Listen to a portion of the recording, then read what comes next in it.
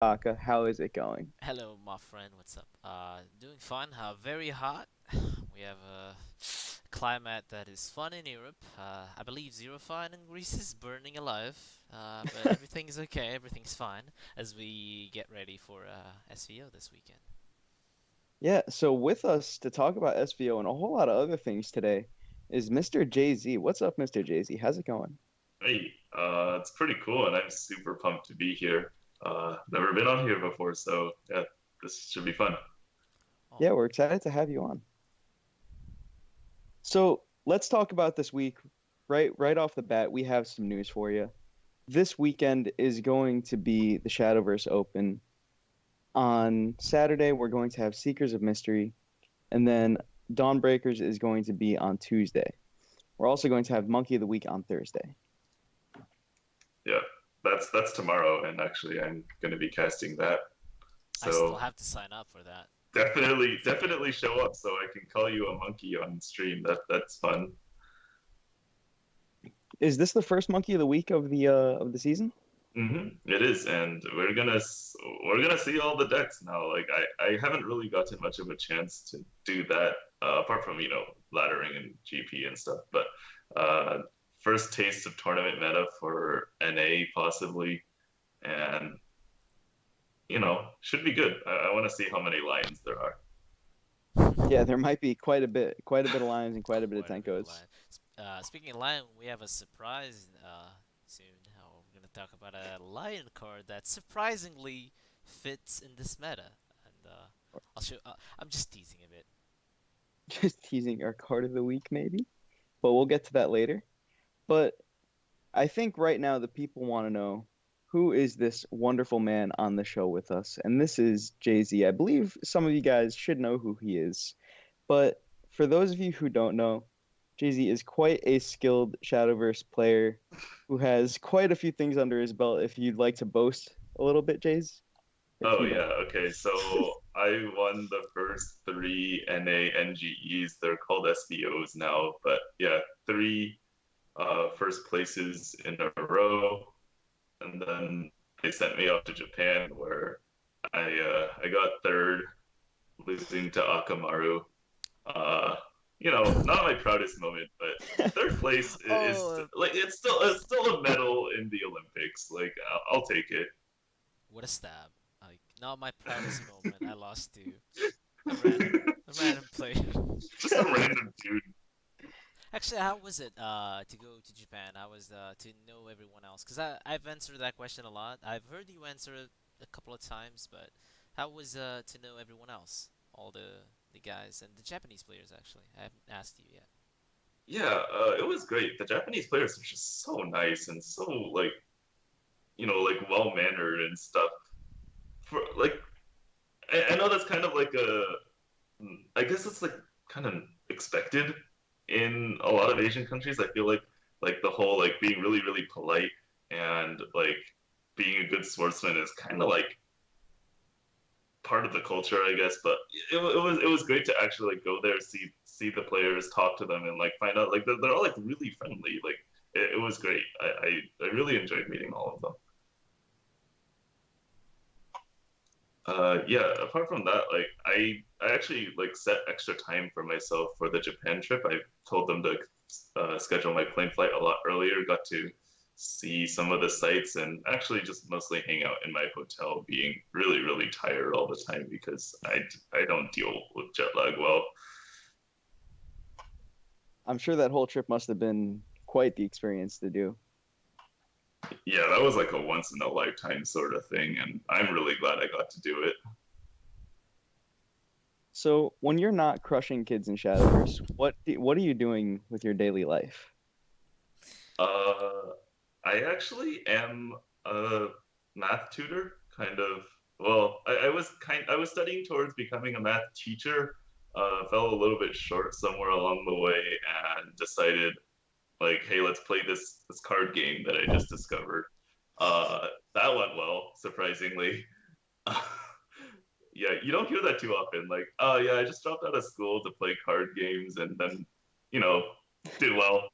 My life It was worked. better as a result. But yeah, now I just tutor kids on the side. Like a couple hours a day, spend time with kids, teach them math, and like just let them appreciate like how great math is. Yeah. Hmm. So, what's your favorite class in Shadowverse? Forest, 100% Forest. I Nice. love Forest. I love the play style of like the way you balance the resources in your hand, uh, and then spend those resources in your hand to create like extra effects on your cards, and like the fact that a lot of like I think one of my favorite designs of all time is Ancient Elf, which is a really powerful card that enables you to transfer cards from the board to your hand where they become resources and then they can be played onto the board again to get the extra effects, and then also like just lets you reuse so many triggers and stuff. So like when I came into the game, like that was the card that I fell in love with, and it just really shaped how I enjoy and interact with Shadowverse today. May Ancient Elf May was a play that I always loved doing. Oh yes, One of my it's so favorite cards of the whole game is Crystallitia, and Mhm, that yes. embraces that to me was the first thing that was this game is unique. I've never done this before. I have a 1/1 that's so weak, but if I bounce it, I get so much power out of it. So to me, that just embraced the mechanic, and it was like I just want to bounce this card every time for the rest of the game. And it was Ancient Elf, Nature's Guidance. That's all I did. I was like a C player. I was having fun doing that and winning games. So I really enjoy Forest from then on. Yeah, I actually was lucky enough to open two Tias in my starting packs. Wow. And like what you just described was my entire experience climbing all the way up to Masters. That's like all I did. I just bounced Tias over and over again Yeah. and I just know the feeling. valued people out. I remember grinding out so many shadows doing that exact play, just bouncing my Tias over and over again. So, before you started playing Shadowverse, what games did you play? I'm a long time Magic player. I think I've been playing since I was 10 or something. I am now 25, so it's a lot of years of Magic. Hmm. Um, I also played a lot of StarCraft, League of Legends, Dota. Like, I just played all those multiplayer games that I'm sure most people are pretty sick of by now, and I am too. But like that is part of the experience. I also played Hearthstone for a couple of years, and that was the game that actually got me into Shadowverse because Hearthstone Hearthstone's like pretty good. Like they have a lot of good ideas, and then they kind of also just like screw themselves over, like whenever they do some nonsense card effect that just completely trivializes the rest of the game. And yeah, like I was just like, oh man, like Hearthstone's system is pretty good. I kind of like how they do a lot of things, but I want a game similar to that, but does it better. And that's how I got into Shadowverse. So, you've been playing Shadowverse for a bit. You've been pretty successful in the game for a bit.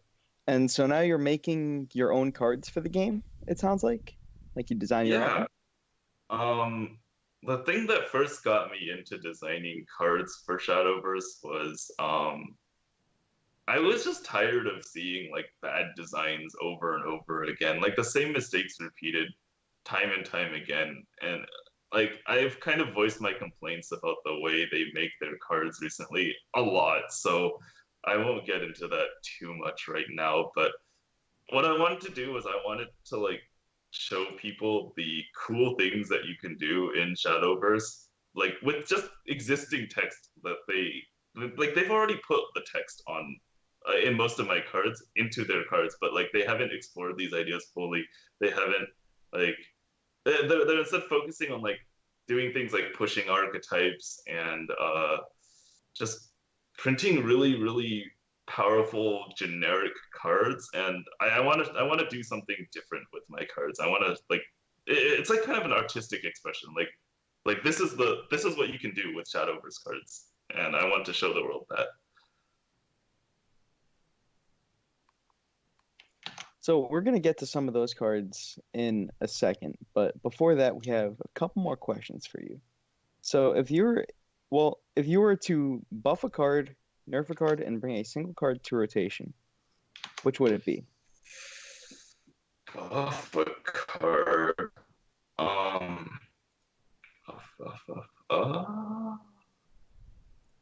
I'm actually not a big believer in buffing cards. Hmm, sorry. Okay. It's a valid Yeah. answer. Just nothing at all is a valid answer. Yeah. I think the solution tends to be more along the lines of nerfing and bringing to rotation. So nerfing, please gut De La Phil. That is one of my most hated designs in that you could possibly do in Shadowverse. It's the free leader effect that does something Very great impactful. and Very also impactful. One of the actually yeah. strongest leader effects, in fact. So. Hmm. Especially for the cost that you get it at. Yeah. And the only reason why I'm not saying Deus Ex Machina right now is because Deus Ex is not part of the top tier, like at the moment, I would say. So like the moment that card becomes top tier, I will like switch my answer to her because I think that is not what you want to be doing on cards. But Deus Ex doesn't have ward. Sometimes Deus Ex is Fair worse than enough. free. You get an effect that it's not even free. It's gaining money, I guess, or play points. Right. Um, bring to rotation.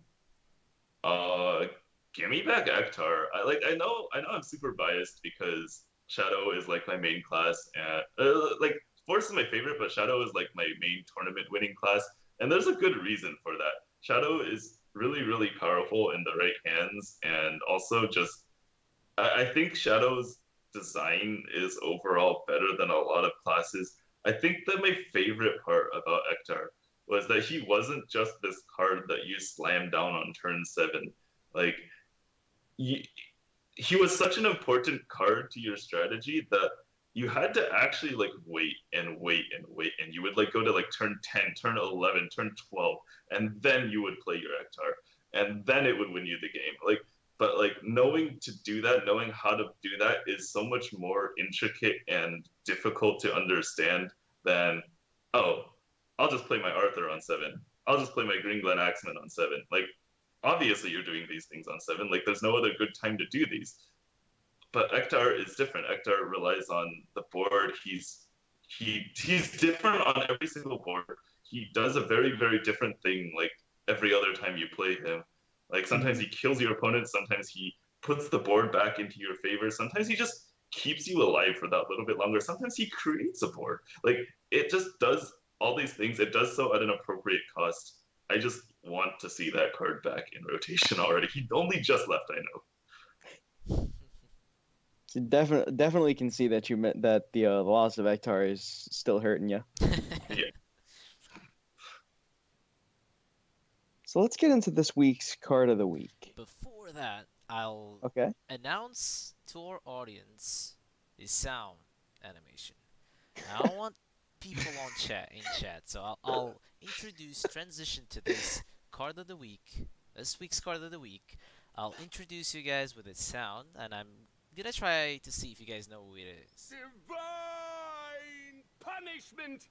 Alright, and this week's card of the week is, you guessed it, Mr. Father Punishment. Thank you, Aka, for that flawless transition. So Father Punishment is a card that I think a lot of people had a few thoughts on at the start of the expansion when they announced him. Some people thought he was quite a funny card. I think a lot of people thought that was the case. But he's got a pretty interesting effect in that for when you evolve him for 1 play point, he's able to remove any follower and an amulet. And an amulet is something that's not so easily found, especially if not that cheap. It's funny because it was very underwhelming. We were making fun of it mostly because of the art. The effect was underwhelming because I read it as destroying a follower, right? So it's like a execution that doesn't get stats. There was an Aven card, no, it's not Axe Destroyer. Sledgehammer Exorcist. Sledgehammer, thank you so much. It had a similar effect, right? So we thought it was that, but the meta changed so much that amulets are now very relevant to the meta, and that's just such a cheap way, an effective way to deal with the Tenko, that all the tempo that you gain is enough for your Lions to snowball and be able to win that matchup. So it's very interesting that just such a small card in the right hands and right deck can get you the tempo you need to ramp your Lions. So I really liked it. Yeah, I'd like to add that one of the most important parts about the card is that it costs just one, and the way it often works in Tenko, in Lion decks is that you have your Temple of the Holy Lion in play, and then you play a Lion Crystal, and you're left with only one play point. There's usually not that much you can do with that one play point, and also evolving Lions is kind of bad, so that's where Father Punishment comes into play, and he's just so effective using that one play point, using those evos well, and gives you the little bit of extra juice for that one, for like where no other card could have been played effectively. For a filler card, for a filler card, he does something that no other card could even get close to doing. Mm-hmm. And with that said, and thank you so much for the punishment, I'll take your leave. And with that said, we transition into what we like to call it was my best invention, my best work. These are my best work. I'm sorry. So. These are my best work. And with that said, we go into our main topic of this week, which is the custom cards. And since we have JaZe here, we'll have his expert analysis on some of the cards that he himself created, one of his favorites, one of my favorites, and one of Ceziro's favorites. So we will start with, I guess we'll start with Medea. So Medea is a card that was made by Mr. JaZe himself. And this is a 4 play point card for Runecraft. It is a 4/3. And then it has Fanfare. Give all allied Earth Sigils last words, destroy a random enemy follower. So for 4 mana, this turns all of your Earth Sigils into Lurching Corpses. Yep. What went into this design was that I talked about my love of Forestcraft earlier and how Ancient Elf kind of like does a lot of things for the class that are really interesting. And one of the things about Forestcraft that I always thought was cool was that just because they printed a cost on the card doesn't mean that that was the turn you were supposed to play it. So what I wanted was a card that provided a really, really powerful effect, but didn't necessarily do something immediately and also required setup. Like requiring setup, I think, is one of the most important things you can make your powerful build arounds need. So clearly the effect is insane. The effect being all your Earth Sigils destroy a follower. So if you have like 3 Earth Sigils, you're playing a 4 play point 4/3 that eventually will kill 3 followers. So that's obviously crazy good. But here's the thing, you don't always have those sigils on turn 4. So what you're going to do is you're going to start delaying and sequencing your cards in a different order. And then also you need to find the right spot to play it because the effect is slow. You often have to wait turns in order to get the value out of this card. So a lot more goes into playing this card than just slamming it on turn 4, which is the kind of thing that I want players to be thinking about as they're navigating their complicated Shadowverse turns. Absolutely. The game has become more complicated, and setting up is one of my favorite things to do in the game, as well as one of JaZe's favorites, because it is what distinguishes players. It is what creates play styles. Is a player that dumps his entire hand like Fantasy, or a player like JaZe that just waits with 3 Bahamut's in his hand because he realizes that the opportunity is not. No, but it's true. It's different play styles. The opportunity is not there. Where Fantasy looks at Bahamut as I have tempo initiative and I deploy a 13/13, JaZe looks at Bahamut as I can drag this game and I have this trump card that will destroy my opponent's win conditions. So this card requires that setup, and one of my favorite things to do as well is to build a deck around a card. This will obviously make you build a lot more Earth Sigils, but it will add things like Telescopes, because now Telescopes are cards like Necro Assassin. You can control them to destroy specific targets. You can enable some trades and then Telescope them, not necessarily at the beginning of the turn, draw first might not be correct in this case, so that's also another aspect of it. But you can set up really nice cleanup trades, and it gives you a lot of value over a game, and it also promotes you from playing multiples, which Mage of Nightfall, which is a card that kind of fills the slot of 4/3 Earth Sigil, did not. Sometimes multiple Earths, Mage of Nightfall were not correct. I would want to play this card with a Silverblade Golem. Disgusting. Clear board, get a ward, big fat ward, and set up my lethal. I like that idea. And since we discussed Medea, we transition into Servant of the Gods. Servant of the Gods is another card that's made by JaZe, and this is a 6 play point 4/5, and then it's got Fanfare. Give your leader the following effect. Whenever you perform Necromancy, reanimate X. X equals the shadow cost of the Necromancy effect. So this is your obligatory 6 play point 4/5 with the really strong effect. This was made before the Lafille, I believe. So. I was just calling okay, the stats and the cost are still up in the air. This is a work in progress. I am not entirely sure what I was gonna do with it, but I had the effect, and I thought the effect was really cool. I think one of the best things that Shadowverse did was they provided multiple class mechanics, and then they would tie them together somehow. I keep bringing this up. Ancient Elf ties together the playing your cards and your hand size portion of the forest deck. That's one of my favorite things about Shadowverse.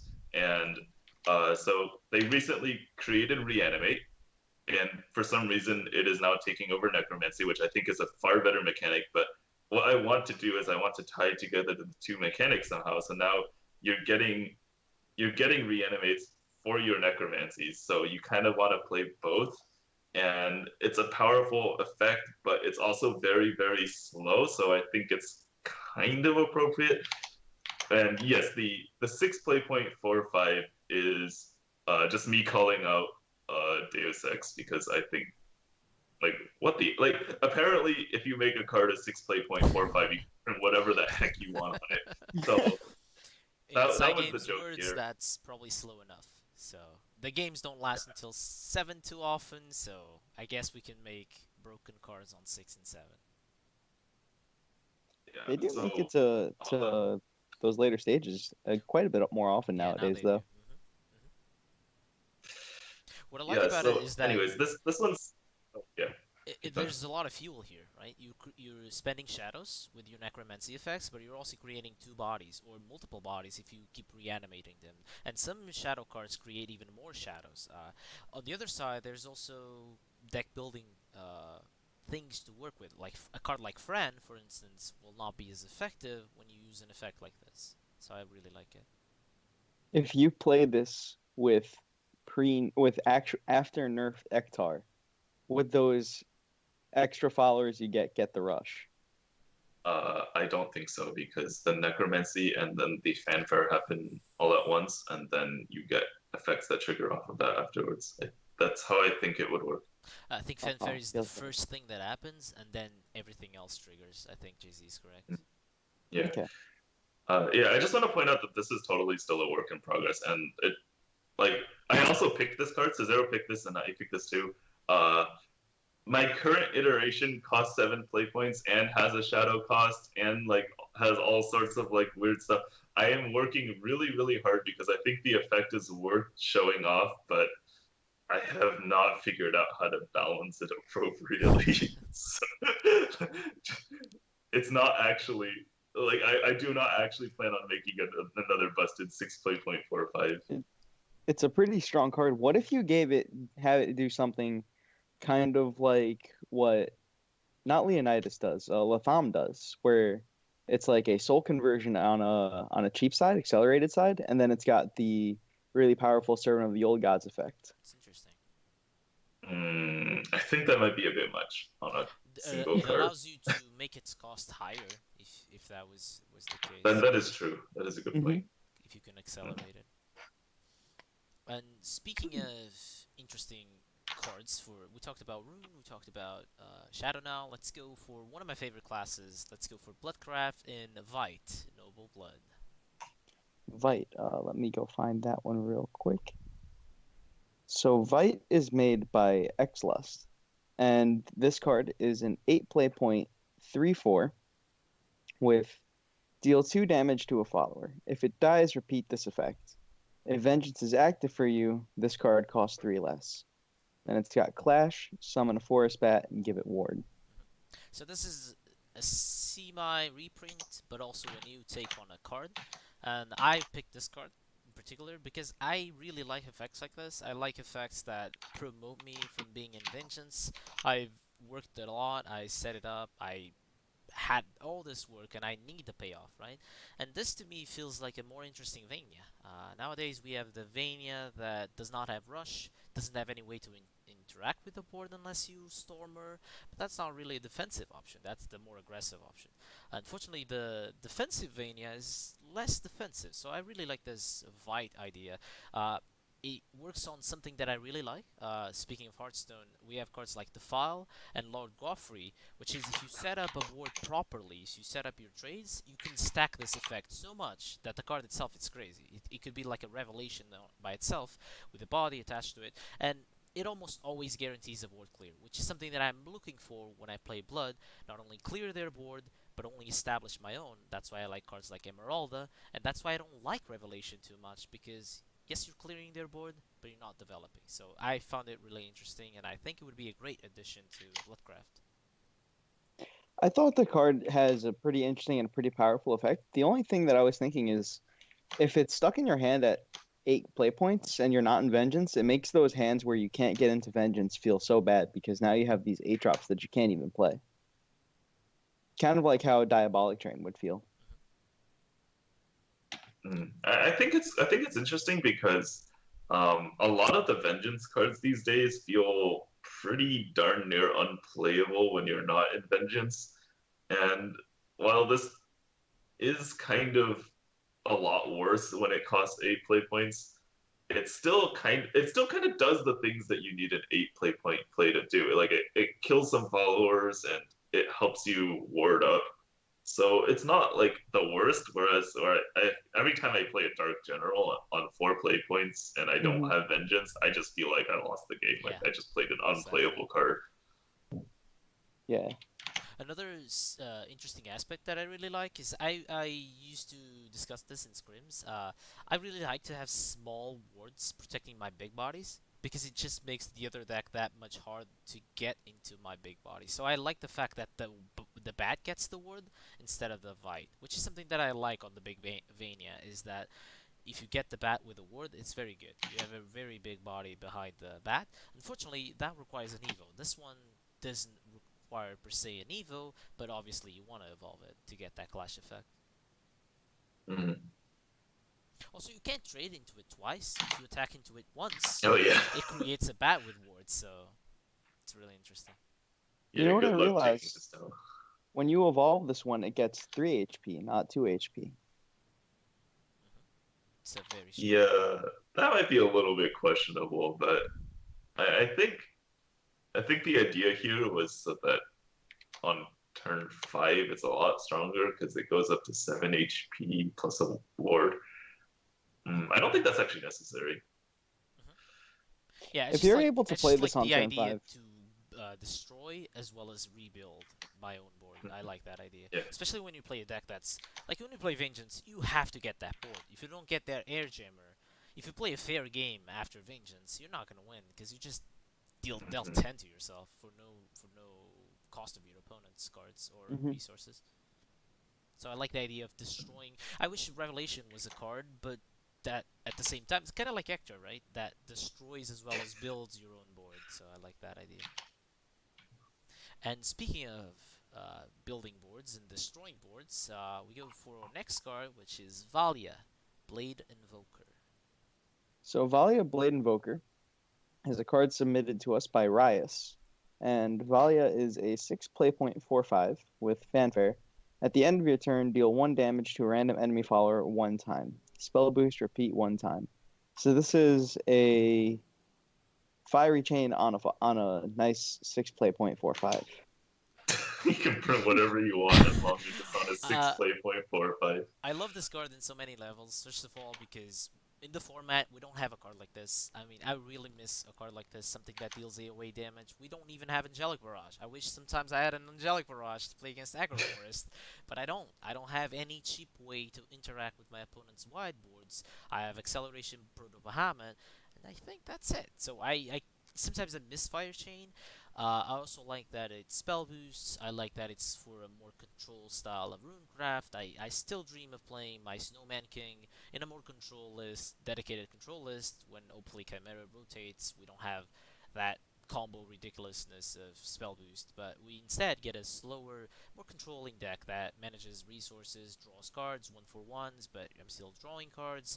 I can destroy your big followers with Fire Embraces, all those kinds of things. I really like that it's at the end of the turn, which means you can set up trades before the effect stacks, so you can evolve it. It's almost always a board clear. You're seeing a pattern here. I really like some board clears. Please, side games, make some board clears that are effective. This was a choice of me, and it's another board clear, so yeah, I'm just missing those. I like that this can kill stealth followers. Hyperia, I was not thinking of that. Hyperia could kill a Spawn of the Abyss, not so unreasonably. So what do you guys think about this card? Would you like to have something like that in the format? Yeah, I would like this. Because I always look at, like, what's the name of the 4-play 0.1? Nova Flare. I always look at that and I think, like, this is sometimes enough, but it never feels like it's quite enough. And I feel like it'll get there. It'll get you to do what you want to do. It'll clear the board. It'll be a body on top of it. Yeah, we had 2 metas where it was like Daria into Ginger. So I'm just a bit tired of things like that. Things that are just like spam heavy boards. Tenko sometimes plays like that. Chimera sometimes drops Flame Destroyers. It's like, please just print effective ways to deal with those spammy boards. We got Themis' decree. As for me, I think that this card does things that you don't necessarily want to exist in combination with Giant Chimera. Yes, exactly. I think like basically my concern is mainly a balance one. That like if you print cards like this and they completely answer most of Giant Chimera's weaknesses, then what's to actually stop Giant Chimera from dominating? Exactly. So that is my concern. However, I will note that one of the best parts about this design to me is that it can shut down your opponent's game plan, but it doesn't progress your own. And what I mean by that is it's not a spell. So it doesn't, like, your opponent's going to feel really, really bad when you demolish their entire board with, like, I don't know, like 10 AoE hits. But, like, they're also going to know that, like, you took a turn off of boosting your Giant Chimera or your other spells, and that buys them a little bit more time. It gives them a little bit more breathing room, as opposed to a card. If this were like a spell, then it would simultaneously wipe your opponent's board and progress their game plan, and probably cost less so that they can play even more spells on the same turn. That part of the design, I think, is well done. I'm very glad that they chose a follower for this card. Mm-hmm. I think this card does like a similar thing to Despacito Chimera, but I think it just does that job a good amount better. I agree. So, speaking of Despacito Chimera, we transition into another Bloodcraft card, because we really like Bloodcraft. We had a big discussion in our internal channels about Bloodcraft, and I think this is a very necessary card for the craft, and that is Devil's Pact.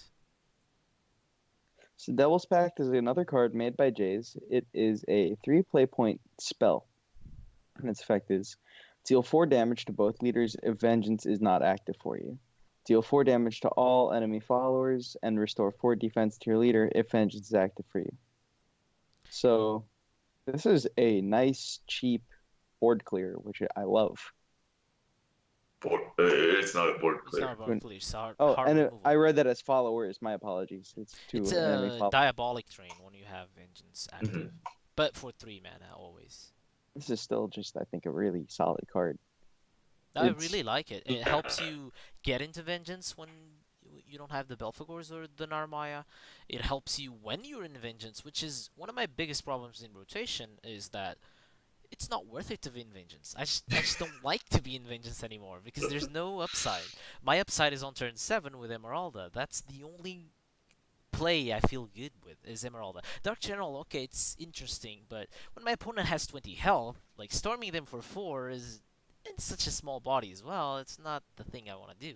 If I could Dark General and Diabolic Drain, as I do a lot in the Limited, now that's different because I'm killing their thing and I'm developing a threat. So I just don't like Blood at the moment. We play our life, we pay extra mana to do things that Avon does for free. Like Avon just gets Snow White. Avon just gets Tinko Avon. Avon gets Delafille. We have Caraboss. Just compare Delafille and Caraboss. It's night and day. Right. Like Yeah. your game is over when you play Caraboss. When you play Delafille, your game is just started and you just gain value over time. Caraboss should be a card that gives you value, but it actually decreases value because it decreases the amount of cards you can play, even though you're drawing those extra cards, which is balanced. But Delafille is just you're gaining cards with Delafille. Think about it. The 2 damage from Tinko from Delafille is an extra card. 2 damage costs 2 mana, man. You're gaining mana and cards, so it's just bonkers to me. With the Same Tenkos, does. Delafille does more face damage at the end of the turn than Caraboss would. True as well. So I just feel bad for Blood. Blood is paying extra mana, extra life to get things that other classes just get from playing the game. Blood is on strike. So this is also a very aggressive card. Obviously, you're dealing damage to yourself, damage to your opponent. It's 3 damage, deal 4, which is okay. In Vengeance, it's not a Diabolic Drain, so it's still very good. It's an efficient removal spell. It's what Curse's Brand should be, honestly. I really don't understand the second half of Curse's Brand. I think it's what you had in mind when you designed it. So since I have you here, I can actually ask you that. I don't know if that's what you had in mind, something similar. So the first part of the card is the deal 4 damage to both leaders if Vengeance is active for you, or not active. So what this is this is a way to give aggro decks more reach, and aggro is something that I am trying to push to some extent. I want like good aggro decks to exist, but I also want there to be more counterplay. So what this card does is, if you are not in Vengeance, if you manage to keep your health above that life total, then you can be rewarded with a 3 play point for damage card. However, if your opponent is worried about you trying to play this to finish them off, they can hit you in the face until you go down into Vengeance. And by that, like, that's kind of like the same concept of Razor Claw, except that pushing somebody to 2 is often unrealistic. So pushing somebody down to Vengeance prevents them from playing their finisher the way they want to. So that's kind of one of the ways I'm adding counterplay to aggro is the blood aggro decks that I'm making are going to be a lot weaker at finishing the opponents off if you can hit them back hard enough to prevent them from playing their cards properly. And then also, this is a bit of a nod towards Control Blood. They kind of need some healing. So here you go, 4 life for 3 play points, and also you get to kill up all over. Yeah, exactly. So if you manage to get the Control Blood into Vengeance state, like, it's gonna be so hard to finish you off compared to before. Something that Cygames missed is that in the same week we lost Vampiricus and Diabolic Drain, I believe. So all the removal heal disappeared of the game. The first removal heal we have is Sabrur, which is not a burst heal and not a burst removal, so it's not even efficient. 5 mana deal 2 is not an efficient removal spell, so we lost that a lot, yeah. And speaking of, well, Control Blood, I guess, we can go for a different card that's also a bit control-ish in Archangel Sophie. Archangel Sophie, oh, you tricked me. I thought we were gonna talk about the other blood card. Yeah, okay. So we can talk about Archangel Sophie. So Archangel Sophie is a card submitted by Frost, and it is a 2 play point 2/2, and it's got fanfare. Put either a Retribution or an Absolution into your hand. And Retribution is 1 play point. Destroy an amulet that costs 2 or less play points. And Absolution is 3 play points, and you gain 3 HP and you draw a card. It is controlling, right? Because you have those 2 options of removing a thing, your opponent's win condition, or you're drawing cards, which is obviously what you want to be doing. So I think it's just really nice. You're getting your 2 play point 2/2, and you're getting free good choices. You have good options off of it. Hmm. Which one is your Yeah. favorite? Or Um, or I'd rather ask you this: which one do you think will be picked the most if it existed? I think it depends on what you're playing against. I like the fact that Absolution will gain you HP. I feel like that's something that's hard to come by for a lot of decks. Yeah, I also think I mean, Absolution probably by nature is just going to be picked more because Retribution isn't always a card you want. Mhm. Like if you're going up against Sword, like it just has no impact. So obviously you're going to pick the other one. I also like that it's a very efficient way to add. She's a neutral follower, right? If I'm correct. Hmm. So it's a very nice way to get other classes that don't have access to card draw need concentration with upsides. So I like that. It also curves very well with it. You can add it to Dragon, add it to Swordcraft, which is interesting. Usually don't want to do that, but there's chances for Spartacus to really use this card and shine with it. So I really like it. Also, late game Mhm. adds more options. I love the card. I'm so much happier playing this than I am playing Happy Pig. Yeah, I think this card has some really good stuff going for it. I think like normally a 2 play point 2/2 that draws you a card, you would not be able to get away with that kind of thing because it's just too much.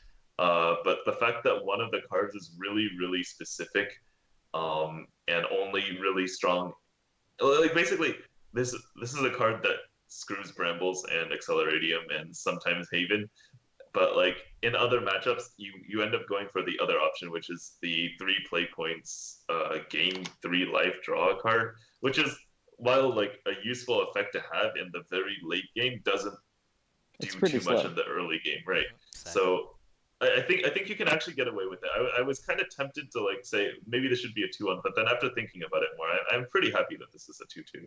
I think that's correct. Which is it's very good. It's very fills a lot of slots, very flexible, which is basically what choice cards are. And speaking of a choice card, we can go for. Oh, sorry, it's not actually a choice card, but we can go for Princess Daffodil. Princess Daffodil. This was a card that I chose. I like this card. And I believe this card is made by Frost. And Princess Daffodil is a 7 play point 3/6. And it's got Ward. So whenever this follower comes to play, restore 4 defense to your leader. Last words, put an Overgrowth into your hand. So before we even look at Overgrowth, this card kind of reminds me of Aaron. Lower, little bit smaller statted, and costs a little bit more, but it gives you a little bit something in return. So you get an Overgrowth. An Overgrowth is 7 play points, and it's a choose spell. Deal 3 damage to all enemy followers, or give all allied followers +3/+3 if at least 2 other cards are played this turn. Summon a Princess Daffodil. So you get a little loop going if you can set that up correctly too. That seems very, very, very powerful. Okay, so let's break that down. So first, you get a very, very decently, like a very, very decent defensive body, and then last words, it gives you an AOE clear that could summon the defensive body again, Yeah, and then just loop this forever. Wow. it's a lot of value for a single card. Eh, I agree.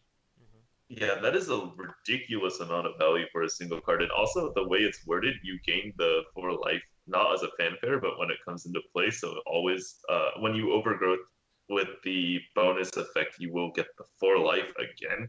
You can play this the rest of the game as soon I as you think play it. I also think actually that it summons another Princess Daffodil. So when you play the Overgrowth, I think it gets the +3/+3. So I think it'd be a 6/9 Princess Daffodil when you play the Overgrowth, which is insane. I don't think so. I think since the +3/+3 happens first, and then the summoning, Yeah, I it think won't. because it says Um, after you play 2 cards, right? So You might be right about that. yeah, it does feel Well, I do feel like the +3/+3 is going to be like by far the less popular option because when you're playing 7 play point single body cards, you tend to not have a board to abuse with the +3/+3.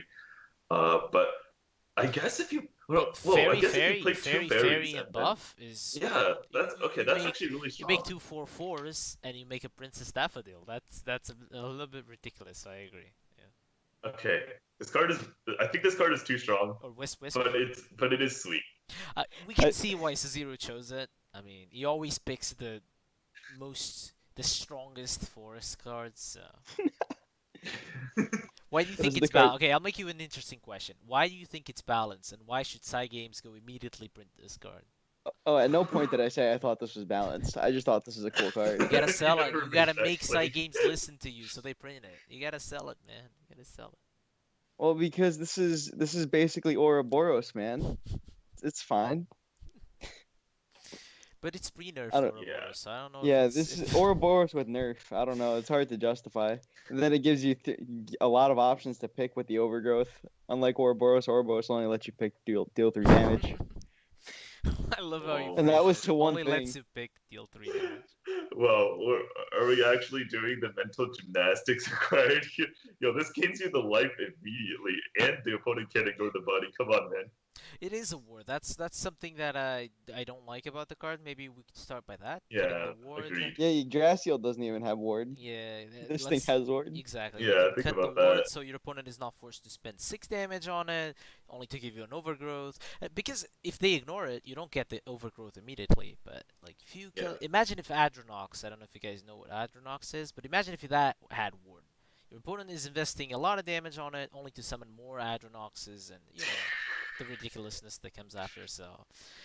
So let's not talk about ridiculous cards, and let's talk about the more balanced cards, more interesting cards, and we go for a blood card, which I'm always a fan of, and it's called Queen Proserpina. I don't know if I spelled that correctly, but That's right.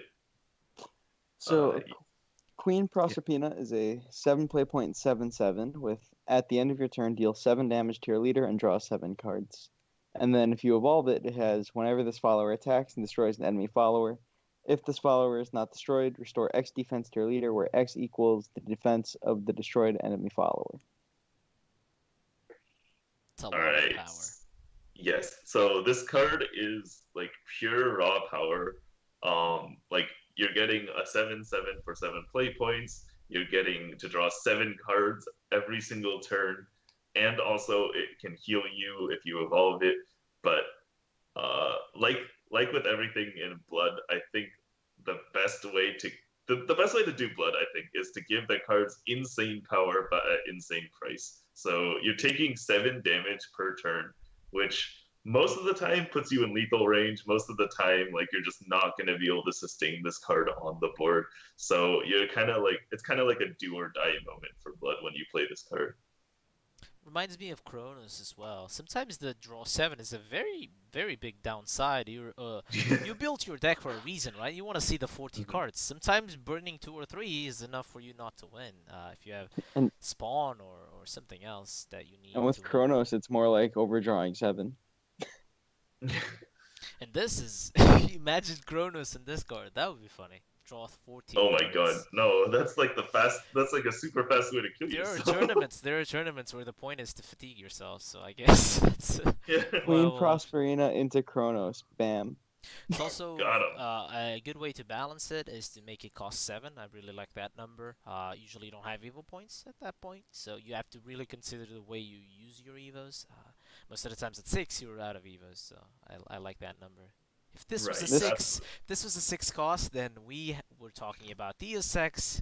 We were talking about a lot of dumb cards. Yeah. This should never cost 6, No, by the no, way. no. Even if it But was yeah. a 1/1, Um, never cost 6. How come you decided to not let this heal you if it hit face?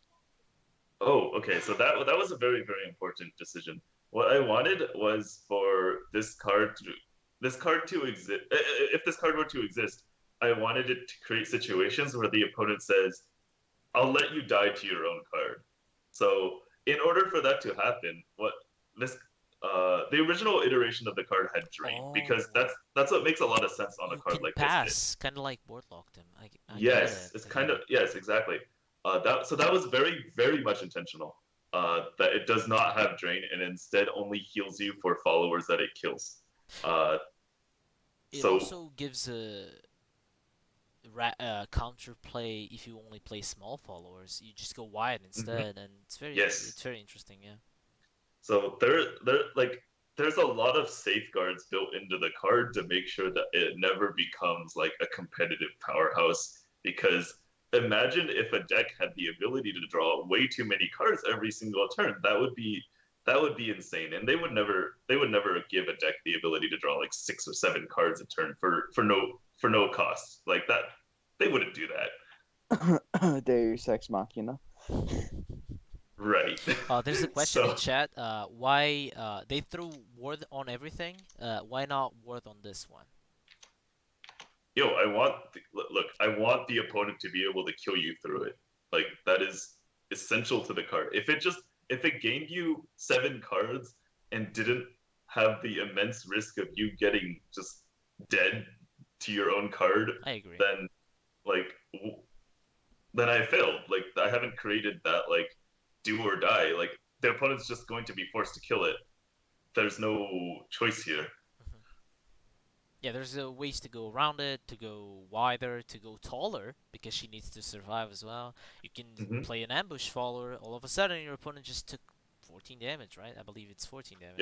Yep, they took a lot of damage, so maybe it's enough. Huge risk to go with your huge reward is what I wanted with this card. I love that. That's the vengeance mechanic. That's why I love that's blood. playing That 3 hours of blood. Bloodcraft Vengeance and Ladders, because I'm always risking. I'm always getting high risk, high reward, and that adrenaline in a card game is very weird. How do you get adrenaline out of a card game? Well, you should play Vengeance, dude. You always feel like on the edge of your seat. So I love that idea. I would play this card a lot. I play almost every blood card that has high risk, high reward. So I would definitely try it out.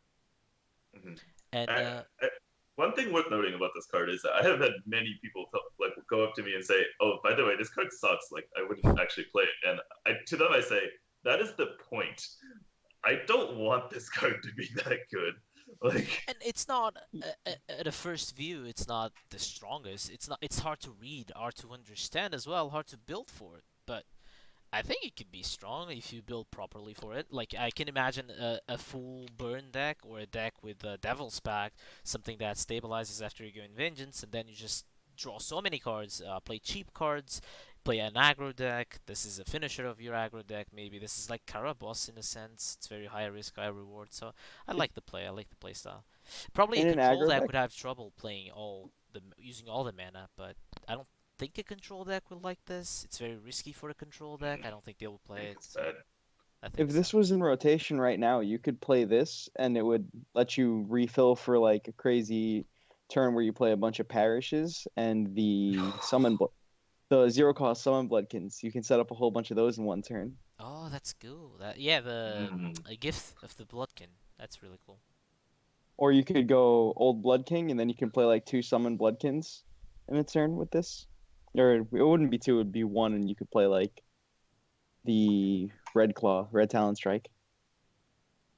No, it's quite interesting, and I think we're heading into our last card, and it is Tia's Gift, one of Mr. JaZe's favorite, if not the favorite, his favorite. This is actually one of my favorite ones on this list too. So Tia's Gift is a 4 play point spell, and its effect is whenever an allied fairy comes to play this turn, give it ward and evolve it. So right off at the bat, it reminds me of the amulet. I can't remember the name of it. I think it's from the classic or standard set. It's Titania. Titania something. I know because I play that in Take Two a lot. Sanctuary. Titania Sanctuary, something like that. I think so, yeah. It's something Titania. I know that for sure because I called it Titania every time. Yeah. Actually, what's funny is that we talked like at the start of the show about how much we liked Tia as a card, and we didn't plan that. Yeah, exactly. Yeah. So this card's one of my favorites because first of all, Tia is one of my favorites, and again, like this whole like I'm just pushing this whole setup and reward, risk reward, setup reward. Like I'm pushing that really, really hard with my cards because what I want is for people to be able to deck build around my cards without them having like without them feeling like, oh, this is just an auto include in every deck. Because this is not like this cannot be an auto include in every deck because, well, first of all, it does basically nothing until like turn 6, turn 7. If you're playing with without zero cost, which is normal now for rotation, you don't have the ability. You don't really generate zero cost fairies in rotation anymore. And yeah, it specifically does not work with wisps. No, fairies in specific. Silly. You can't generate Yeah, fairies. very I specific. guess you can, but yeah, it's very specific ways. So you have to build your deck to generate a lot of fairies, and you have to also build your deck to be able to take you into the late game. And if you can do both of these things, set up your handful of fairies and this card, then you can get rewarded with I think it's like 9 play points, 15/15 rush war stats. That's such a sweet turn 9. It's like a nectar turn. You get a bunch of charging Death's Breaths. They're even better than Death's Breaths. Yeah. Like the reward is all there for you. The only question is how do you set up your deck? How do you set up your turns? How do you conserve resources up until the point where you get your huge swing back? And that's just what I wanted to emphasize today is like just to give more context to our Twitch chat. I don't know if they play a lot of Forest, but every single turn you are spending those fairies because your entire deck works when you play cards on that turn. So it seems like very strong. Yeah, just hold your fairies until turn 9. Yeah, but your deck literally does not work if you hold fairies until turn 9. So there's always this reward, but also the risk of, am I setting too much? Am I not playing fairies enough? Am I surviving until turn 9 because I don't play the fairies? Or am I playing too many fairies? So I like that. I like that idea a lot. I like that it turns your fairies into megatoves. Yeah. Is this powerful enough to bring back EPM and Unlimited? I do not know. But as far as rotation goes, I think this card is appropriately costed. I think it gives you something to use your fairies on. Because sometimes you'll get into the late game and you'll have like, cool, I got 7 fairies in my hand and a fairy whisper. What am I supposed to do with all these? And my deck doesn't run Fairy Driver because it's a more greedy control deck, so I have nothing to use them on. Dude, even in my greedy control decks, I'm playing Fairy Driver. Just because you need to use those fairies. Dude, it just has to happen. Like, I have to kill my opponent. Like, that's just the thing. You can also use to clear the board, so it's not the end of the world. Exactly. Yeah. Does a few things. So that was the last of the cards that we have today, wasn't it? Yes. So, first of all, I want to tell you guys, if you guys want to join and, well, maybe one of your featured cards will be on our show as well, on our podcast, just make sure you go to HSK's Discord channel, where Mr. JaZe and all the others are.